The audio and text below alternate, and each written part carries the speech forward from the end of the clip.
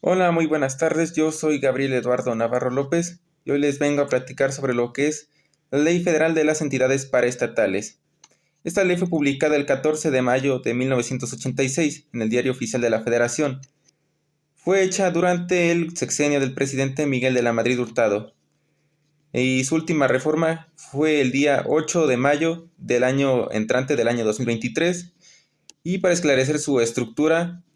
vamos a decir que esta ley consta de 68 artículos, los cuales, a diferencia de otras leyes, no está dividida en títulos, sino que por capítulos. El primer capítulo habla de las disposiciones generales y abarca del artículo primero al artículo 13. El capítulo segundo es de los órganos descentralizados, que va del artículo 14 al 27, pero este tiene una particularidad, y es que este capítulo se divide en dos secciones, la sección A y la sección B. Ninguno de los demás capítulos pasa esto. En la sección A es de su constitución, de organización y de su funcionamiento de los órganos descentralizados, y va del capítulo 14 al del artículo 14 al artículo 23. Y la sección B es del registro público de los órganos descentralizados, que va del artículo 24 al artículo 27. Después el capítulo tercero abarca, o más bien lleva por título, de las empresas de participación estatal mayoritarias, y este va del artículo 28 al artículo 39. Después viene lo que es el capítulo 4, que es de los fideicomisos públicos, que son pocos artículos, ya que solo va del 40 al 45. Y por antepenúltimo, más bien penúltimo, sería el capítulo 5, que es el desarrollo y la operación, que va del artículo 46 al artículo 59 bis. Y el capítulo sexto, que es el control y la evaluación, que va del artículo 60 al 68. Esta ley también tiene sus artículos transitorios, solo que como han cambiado los sexenios y demás, se han ido agregando y hay unos que ya han perdido la vigencia. Los últimos en entrar en vigor fueron también aplicados durante la última reforma publicada, que fue el 8 de mayo de 2023, y consta de 22 artículos transitorios. Ahora, para comenzar con lo que son los artículos ya de esta ley, primero el primer capítulo, al ser la base de todo, nos habla más o menos de lo que trata esta ley, de lo que son su objetivo, que será regular la organización, el funcionamiento y la estructura de las organizaciones, o más bien de las entidades paraestatales, además de su relación con el poder ejecutivo. El artículo segundo nos esclarece, este es muy corto, que los términos de entidades paraestatales los va a designar lo que es la Ley Orgánica de la Administración Pública Federal, o sea que aquí no va a venir la definición como tal de lo que es este tipo de entidades. Los artículos tercero, cuarto y quinto en sí su contenido son muy parecidos, ya que nos hablan de lo que son, por ejemplo, el tercero, las instituciones educativas, también las empresas productivas del Estado o las entidades de administración pública federal, que sean centros de investigación. El cuarto habla del Banco de México y demás entidades financieras de la nación, y el quinto de otras entidades como lo puede ser el Instituto Mexicano del Seguro Social o el ISSSTE. Y estas tienen en común de que nos hablan que estas instituciones, organizaciones o entidades se van a regir en una primera instancia por sus respectivos ordenamientos o estatutos, y ya en lo que estos no esclarecen, sí puede aplicar esta ley. Ahora vamos con lo que es el artículo sexto. En este, para efecto, se menciona la Constitución Política de los Estados Unidos Mexicanos, en lo que es su artículo 28 en su párrafo cuarto, en el que ahí se van a esclarecer lo que son las áreas prioritarias de la nación, las mismas bajo las cuales van a tener su propósito las entidades paraestatales.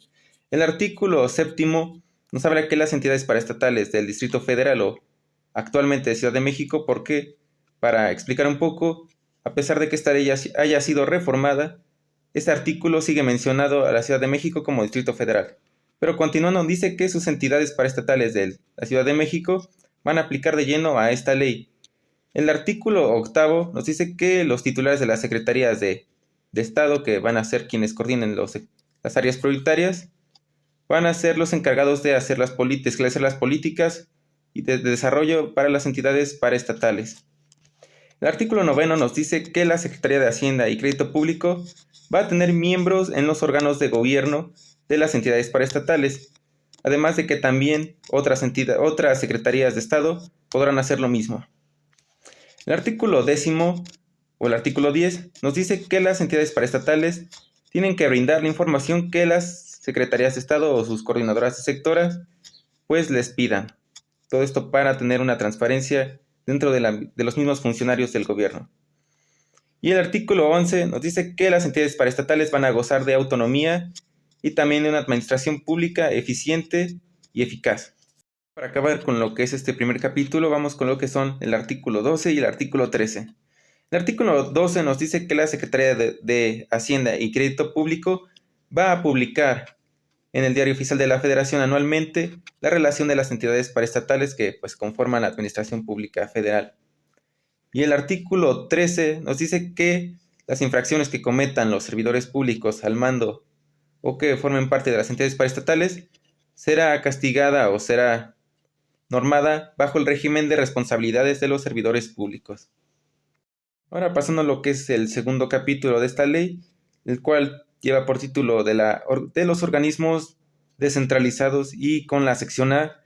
siendo de constitución, de organización y funcionamiento de estos mismos,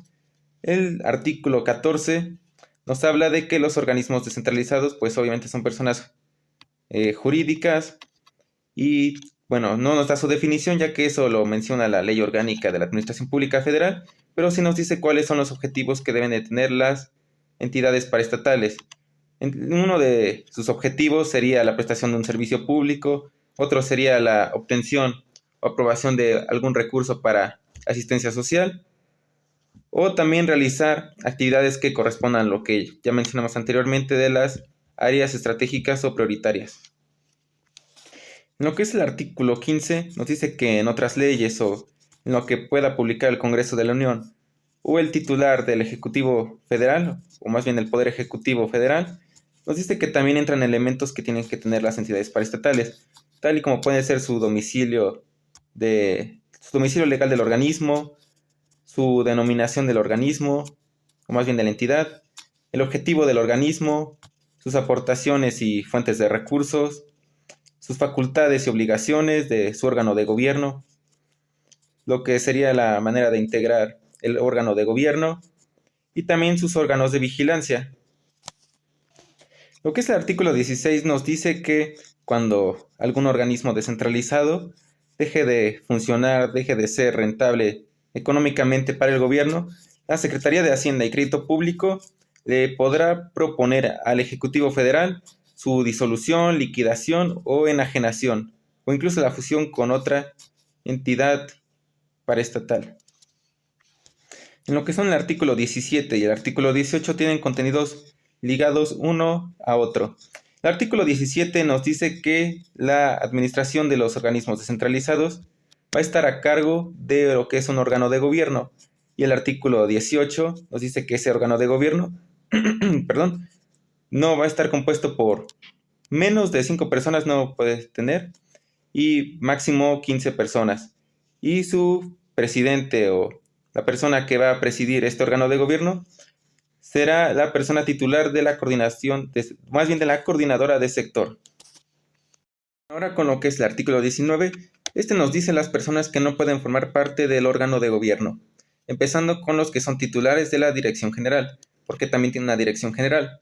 También sus cónyuges o personas que, bueno, básicamente familiares cercanos. Ellos tampoco pueden formar parte del órgano de gobierno. Tampoco las personas que tengan litigios y tampoco las personas que estén sentenciadas por delitos patrimoniales, claro, y tampoco los diputados o las diputadas, ni los senadores ni las senadoras. El artículo 20 nos dice que, bueno, se puede resumir que el artículo 20 nos dice que este órgano de gobierno tiene que reunirse al menos 4 veces al año, ya podrá hacerlo más veces. En lo que es el artículo 21, nos dice que la persona que va a ser titular de la dirección general lo va a designar el presidente de la República y tiene que cumplir ciertos requisitos que incluso se repiten en algunos cargos como son los diputados y senadores, pero básicamente estos requerimientos que debe de cumplir esta persona son tener la ciudadanía mexicana, ser ciudadano mexicano o mexicana de nacimiento. Bueno, aquí se diferencia de otros cargos de elección popular, ya que aquí pide haber desempeñado anteriormente algún cargo de un alto nivel que esté relacionado con lo que comprende o lo que trata de hacer el organismo descentralizado. Y tampoco encontrarse en alguno de los impedimentos que pues se mencioné en el artículo 19. En lo que es el artículo 22, este nos dice las facultades que tienen los directores generales de los organismos descentralizados.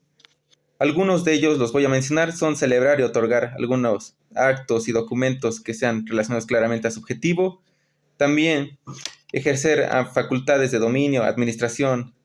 o cobranzas también relacionadas a su organismo descentralizado. También emitir, avalar o negociar títulos de crédito. También formular querellas y otorgar perdón. O también lo que es comprometer asuntos en arbitraje o también participar en transacciones. Lo que es el artículo 23, este nos dice, a resumidas cuentas, que para formar parte de los órganos de gobierno, además de los requerimientos que ya les mencioné antes, nos dice que estas personas tienen que tener una certificación de la inscripción de su nombramiento para que esté avalado y para acreditar lo que es su personalidad y sus facultades dentro de estos órganos de gobierno o la dirección general. Pasando a lo que es la sección B, la cual lleva por título Registro Público de los Organismos Descentralizados, en lo que es el artículo 24, este nos dice que la Secretaría de Hacienda y Crédito Público llevará a cabo un registro en la que tienen que estar pues inscritos los organismos descentralizados. En el artículo 25 nos dice que pues en el registro que les mencioné en el artículo anterior, que hace la Secretaría de Hacienda y Crédito Público, los organismos descentralizados tienen que tener las siguientes características, que es pues su estatuto orgánico, los nombramientos de los miembros del órgano de gobierno, los nombramientos o también sus sustitutos de lo que son las personas que integran la dirección general y también sus poderes generales. En lo que es el artículo 26, este nos dice que pues en el registro que van a tener los organismos descentralizados se van a expedir certificaciones que pues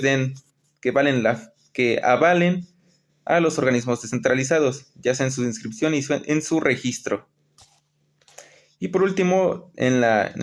artículo de esta sección y de paso también de este capítulo, el artículo 27 nos dice que pues se van a cancelar estas inscripciones y estos registros en caso de que este organismo descentralizado sea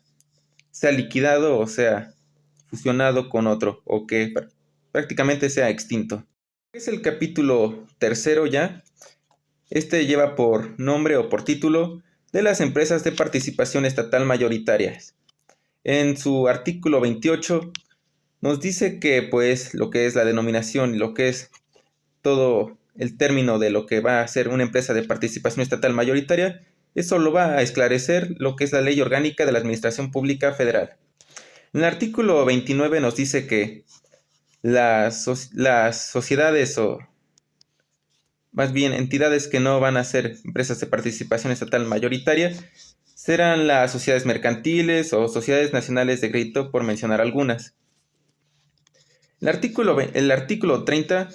en este pues se relaciona con un artículo que ya mencioné anteriormente, pero ahorita se los menciono. El artículo 30 nos dice que las empresas de participación estatal mayoritaria, que pues cree el gobierno federal,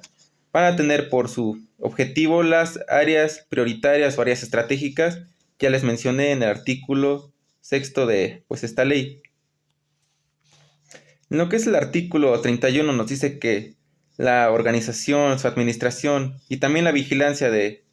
pues lo que son las empresas de participación estatal mayoritaria, pues va a estar sujeta a lo que pues diga esta ley, ya que incluso hay un capítulo más adelante que trata sobre estos temas específicos. En lo que es el artículo 32 nos dice que cuando una empresa de participación estatal mayoritaria ya no cumpla con las funciones que pues les mencioné en el artículo 30, la Secretaría de Hacienda y Crédito Público le va a proponer al Ejecutivo Federal que pues se haga una disolución o una liquidación de lo que es esta empresa de participación estatal mayoritaria. Y ahora, en lo que es el artículo 33, nos dice que el Ejecutivo Federal, ya sea por alguna de las secretarías que coordinan a las empresas de participación estatal mayoritaria, pues va a ser quien va a determinar a los servidores públicos que va a integrar estas empresas de participación estatal mayoritaria, y también a la titularidad de las personas que vayan a manejar todo lo que es el capital social de la empresa de participación estatal mayoritaria. Ahora, en lo que es el artículo 34, nos dice que pues las empresas de participación estatal mayoritaria van a tener consejos de administración, los cuales pues principalmente se van a regir por lo que digan sus estatutos, y con muchos otros casos que se mencionan en esta ley, por lo que no van a aplicar, pues valga la redundancia, va a aplicar esta ley para lo que sus estatutos no esclarezcan bien. El 35 prácticamente nos dice que estos consejos de administración se van a reunir por lo menos 4 veces al año. Está relacionado con otro artículo que ya les hablé anteriormente, que también se decía que los órganos de gobierno pues no podían reunirse por lo menos 4 veces al año. En lo que es el artículo 36, nos dice que los consejos de administración de las entidades, de las empresas de participación estatal mayoritaria, pues además de lo que les faculta a sus estatutos, va a tener las facultades que el artículo 58 de esta ley pues menciona, que ya se las diré más adelante. El artículo 37 es muy parecido al que les mencioné, que es el 36, solo que aquí cambiamos lo que son los consejos de administración por lo que son las personas titulares de las direcciones generales. Aquí se nos dice que, pues, además de sus facultades que ya hablan sus estatutos, también tendrán las facultades que el artículo 59 de esta ley menciona. El artículo 38 nos dice que para lo que es la designación de facultades de la operación, de las responsabilidades, entre otras cosas de los órganos de administración y dirección,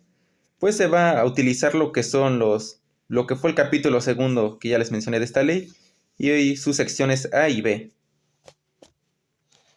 Y ahora el último artículo de este capítulo tercero es el artículo 39. Este nos dice que en la fusión o la disolución de una empresa de participación estatal mayoritaria se va a aplicar lo que dicen sus estatutos,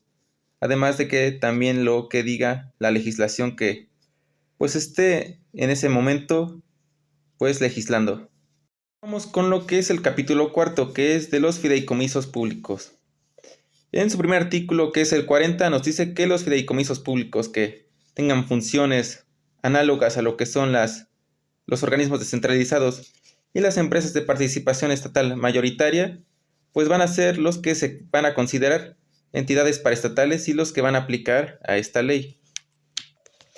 El artículo 41 nos dice que el Poder Ejecutivo, a través de lo que es la Secretaría de Hacienda y Crédito Público, va a ser el fideicomitente único pues de la Administración Pública Federal centralizada, y va a cuidar que en los contratos vayan a quedar pues establecidos lo que son los derechos y las acciones que tendrá que hacer valer el fiduciario sobre los bienes que pues se les fueron fideicomitidos. El artículo 42 nos dice que las instituciones fiduciarias, por lo que son sus delegados, van a tener que presentar a las coordinadoras de sector lo que son sus proyectos para lo que refiere a su estructura administrativa o las modificaciones que pues vayan a hacer. Esto, claro, en lo que son un periodo de 6 meses. El artículo 43 nos dice que pues cuando la institución fiduciaria requiere información sobre algunos temas, el delegado fiduciario va a realizar ciertas actividades, los cuales les voy a mencionar, que sería someter a consideración lo que diga la institución fiduciaria, los actos y contratos y convenios que vayan a realizar, también consultar todos los asuntos que pues se traten en las reuniones del comité técnico que van a tener estas instituciones, también informar al fiduciario sobre los acuerdos que vaya a ejecutar el comité técnico y también presentar a la fiduciaria la información contable que pues le pida. El artículo 40 se los puedo resumir para que lo entiendan más fácilmente, que pues lo que dice el artículo 44 es que los organismos, o más bien los fideicomisos, van a tener las facultades que pues les digan sus contratos. Y relacionado a esto último, el artículo 45 nos dice que en los contratos que tengan los fideicomisos se va a dar el poder al gobierno federal como para revocarlos en caso de que pues haya incumplimiento o el gobierno federal decida acabarlos. Pasamos con lo que es el capítulo quinto, el cual tiene por título del desarrollo y operación. Su primer artículo es el artículo 46, en el cual nos dice que dentro de los objetivos que van a tener las entidades paraestatales, pues muchos de estos, como les mencioné antes, se van a ajustar a los programas que haga la coordinadora del sector, y esos programas van a contemplar cosas como lo son, pues la referencia concreta a lo que es objetivo, los productos o el servicio que vayan a ofrecer o a elaborar, los efectos que vayan a causar en el sector en el que están, y también los rasgos que sean más destacados de su organización, ya sea en la producción de su bien o de su servicio. El artículo 47 nos dice que las entidades paraestatales, en lo que es su desarrollo, su operación, tienen que estar alineadas o más bien ajustarse a lo que es la ley de planeación, al Plan Nacional de Desarrollo o a los programas que pues va a realizar la coordinadora de sector.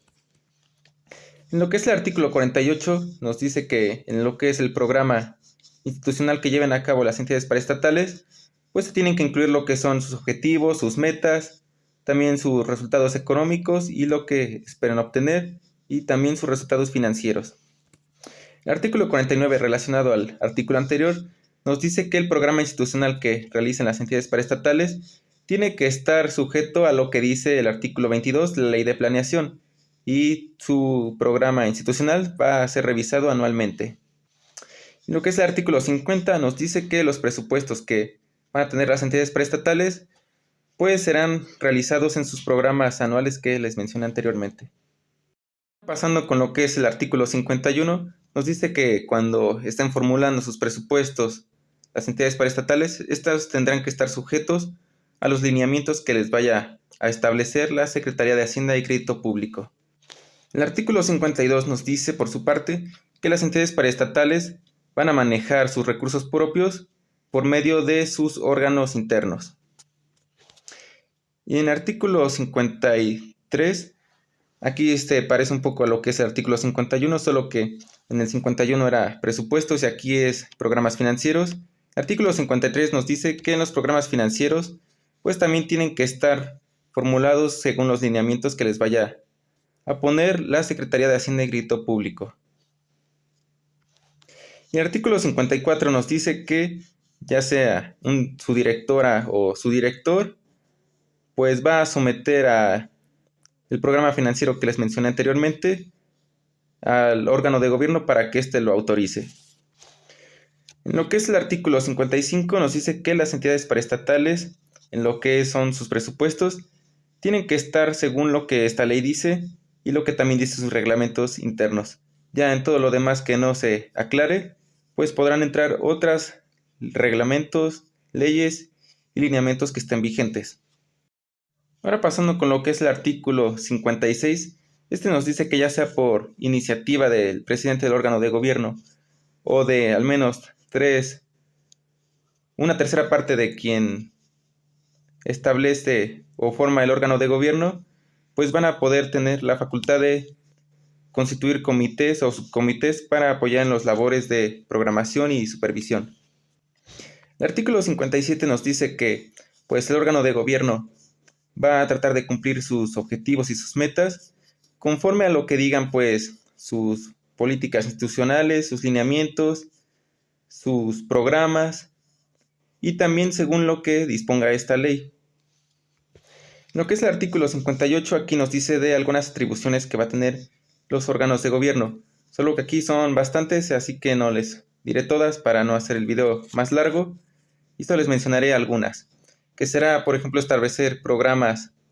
sectoriales según, pues obviamente, el sector al que pertenecen, sus políticas generales, aprobar programas y presupuestos para la entidad,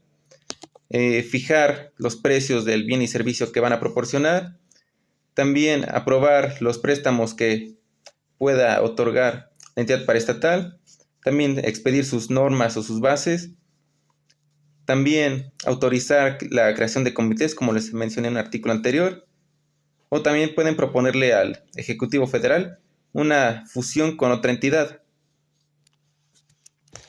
Lo que es el artículo 59, aquí, a diferencia del anterior, nos dice lo que son las facultades y las obligaciones de los titulares de las direcciones generales. Aquí también son bastantes puntos, así que no les mencionaré todos, sino que solo algunos importantes. Una de esas funciones o atribuciones que tienen los directores o los titulares de las direcciones generales es administrar y representar legalmente a lo que es la entidad paraestatal. También formular los programas de organización, también establecer los procedimientos para, pues, controlar los suministros y los programas que se realicen ahí. También establecer los métodos que van a permitir el aprovechamiento de los bienes que tengan a su disposición. También ejecutar los acuerdos que, pues, diga el órgano de gobierno. Y también sería establecer los sistemas de control necesarios que, pues, vaya a necesitar la entidad paraestatal. Y ahora, para terminar con lo que es este capítulo, el capítulo quinto, llega a lo que es el artículo 59 bis. Aquí nos dice que, pues, el titular del Ejecutivo Federal, o sea, el presidente de la República, pues puede asignar a las entidades paraestatales la función o la prestación de algún servicio en particular, o también la explotación de algún bien que, pues, siempre y cuando esté sujeto a lo que son las obligaciones que se mencionan en artículos pasados de las entidades paraestatales. Ya pasando a lo que es el último capítulo de la ley de las entidades, la ley federal de las entidades paraestatales, pues está el capítulo sexto, que es del control y la evaluación. El artículo 60 nos dice que, pues, los organismos descentralizados van a tener un órgano de vigilancia y estos van a estar integrados por un comisario público propietario y también, pues, su suplente. Y estos los va a designar lo que es la Secretaría de la Función Pública. El artículo 61 de esta ley nos dice que las responsabilidades en lo que respecta al control de los organismos descentralizados tiene como tal ciertas bases, las cuales son, por ejemplo, que los órganos de gobierno van a ser quienes controlen la forma en la que, pues, van a tratar de alcanzar sus objetivos, o que las directores o las directoras generales van a ser quienes definan las políticas de instrumentación de la entidad o del organismo. Y también nos dice que los demás servidores públicos que, pues, integren estos organismos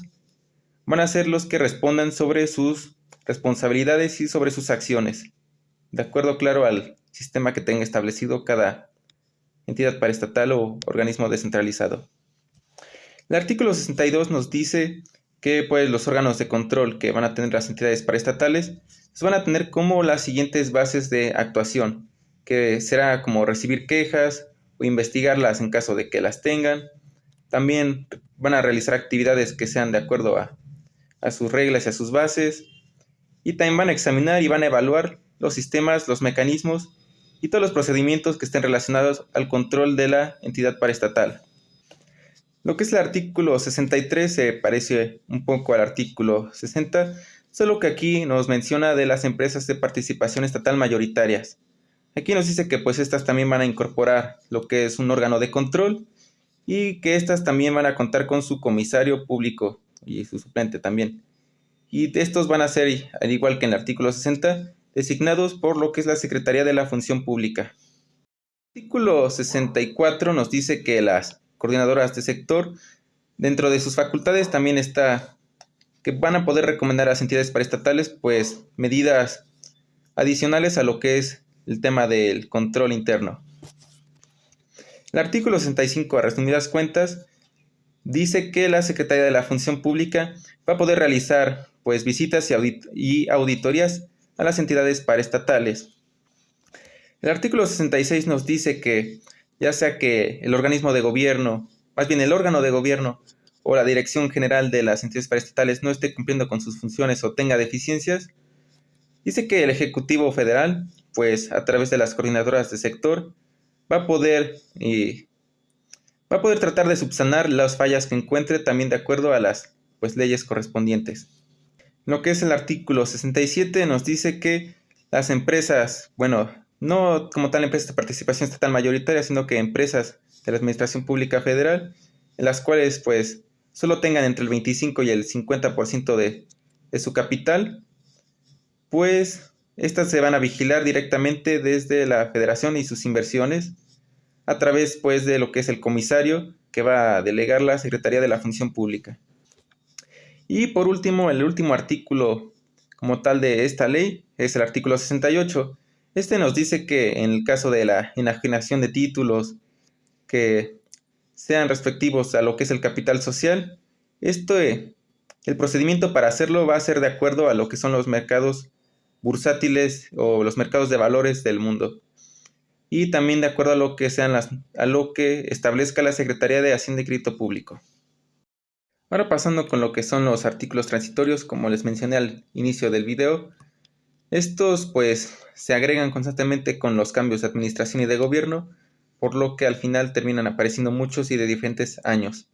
Pero los últimos fueron publicados también junto con la última reforma que se le hizo a esta ley, el 8 de mayo del año entrante, del 2023.